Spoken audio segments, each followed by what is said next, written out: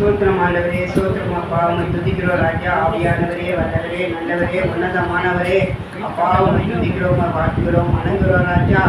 தேவாதி தேவனே, கத்தாதி கத்தாவே, இந்த மனவாதி தீர்க்கதரிசி விசுவாசிகள் அனைவரும் உன் பாதத்தில் வைக்கிறோம் ராஜா.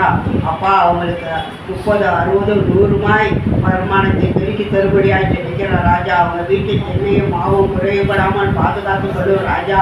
அவங்க வீட்டில் உள்ள அனைவரையும் எந்த வியாதியும் எதுவும் அழுகாமல் அவங்க பாதுகாத்து கொள்ளும்படியாக ஜெபிக்கிறார் ராஜா. நசரனாகிய இயேசுவின் ஜெபிக்கிறேன் கர்த்தாவே. ஆவியான வேலை சபையை உன் கரத்தில் ஒப்பு கொடுக்கிறார் ராஜா. சபை கிழக்கு மேற்கு வடக்கு தெற்காக 4 மூலையில் உள்ள ஜனங்களை சபையில் கொண்டு வந்து சேர்க்கும்படியாக ஜெபிக்கிறோம் ராஜா. மந்தையை பெருக்குவது போல மனிதர்களை பெருப்பேன் என்று சொல்லியிருக்கிறேன் ராஜா. அவ்வாறே சொல்லியும் ராஜா. சபை நிரம்பி வழியணும் ராஜா. ஆசீர்வதிய ராஜா, ஆசீர்வதிய ராஜா.